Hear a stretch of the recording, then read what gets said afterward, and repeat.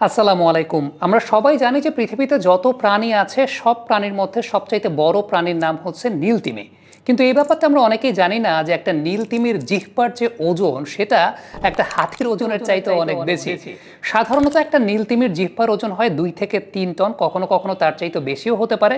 তাহলে আমরা ধরে নিতেই পারি যে একটা হাতির ওজনের সমান, কিংবা কখনো কখনো কোনো কোনো ক্ষেত্রে একটা হাতির ওজনের চাইতেও বেশি ওজনের হয়ে থাকে কোনো একটা নীলতিমির জিহ্বার ওজন। আপনি যদি আকার আকৃতির কথা পর্যালোচনা করতে চান তাহলে সাধারণত একটা নীলতিমির আকার হয় প্রায় 30 মিটার দীর্ঘ, যেটাকে আপনি প্রায় 100 ফুটের মতো দীর্ঘ বলতে পারেন। ইভেন একটা নীলতিমির বাচ্চা যখন প্রসবিত হয়, অর্থাৎ ছোট্ট একটা বাচ্চা যখন ভূমিষ্ঠ হলো, সেটা আসলে ছোট্ট বাচ্চা না, সেটা প্রায় 25 ফুট দীর্ঘ একটা বাচ্চা নীলতিমি প্রসব করে থাকে। এবং এর ওজনটা জানলে আপনি সবচেয়ে বেশি অবাক হবেন। একটা নীলতিমির ওজন সর্বনিম্ন প্রায় 1,30,000 কিলোগ্রাম হয়ে থাকে। 1,30,000 কেজি একটা নীলতিমির ওজন হয়ে থাকে।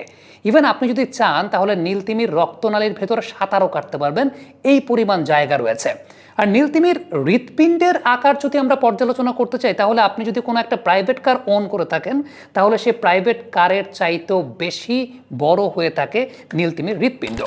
নীলতিমির ব্যাপারে আরও বেশ কয়েকটি ইন্টারেস্টিং ফ্যাক্টস আপনাদের সঙ্গে আলোচনা করতে চাই, তবে তার আগে একটা বিষয় কিন্তু আমাদের বুঝে নেওয়া উচিত। আমরা নীলতিমি বলি কিংবা যে কোনো প্রজাতির তিমি বলি, সেগুলোকে আসলে মাছ, একটা খুব কমন শব্দ কিন্তু আমরা ব্যবহার করি, সেটা হচ্ছে তিমি মাছ। তিমি মাছ, কিন্তু তিমি কি আসলে মাছ?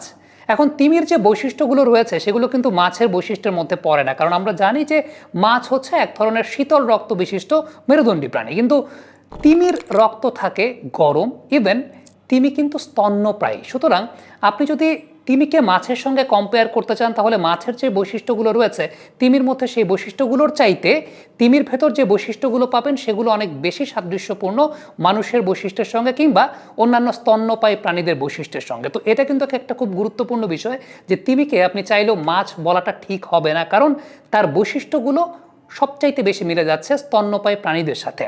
ইভেন আজ থেকে 50 মিলিয়ন বছর আগে এমনটাও বিজ্ঞানীরা ধারণা করেন যে এই তিমিরা ডাঙায় বাস করত। অর্থাৎ তিমিদের যে পূর্বপুরুষ, তাদের নাম তারা দিয়েছেন পাকিসেটাস, সেই পাকিসেটাসদেরকে ভূমিতে অবস্থান করতে দেখা যেত এবং তাদের স্কেলেটন দেখে বিজ্ঞানীরা তেমনটাই ধারণা করেছেন যে তারা দেখতে তিমির মতোই, কিন্তু তারা অবস্থান করতেন ডাঙায়। তাদের নাম ছিল পাকিসেটাস এবং তাদের স্কেলেটন পর্যবেক্ষণ করে বিজ্ঞানীরা এমনটাই ধারণা করেছেন যে তাদের বসবাস ছিল ডাঙায় এবং তারা 4 পায়ে হাঁটতো, অর্থাৎ অনেকটা কুকুরের মতো। এবং সেখান থেকেই বিবর্তিত হয়ে আজকের তিমির যে রূপ আমরা দেখতে পাচ্ছি, বিজ্ঞানীদের মতে কিন্তু তিমি বিবর্তিত হয়েছে মূলত এই পাকিসেটাস থেকে। ইভেন তিমিদের স্কেলেটন পর্যালোচনা করে বিজ্ঞানীরা আরেকটা বিষয় খেয়াল করেছেন, তা হচ্ছে তাদের কিন্তু ছোট ছোট হিপ বোন খুঁজে পাওয়া যায়, অর্থাৎ স্কেলেটন লক্ষ্য করলে দেখা যায় ছোট ছোট হিপ বোন রয়েছে।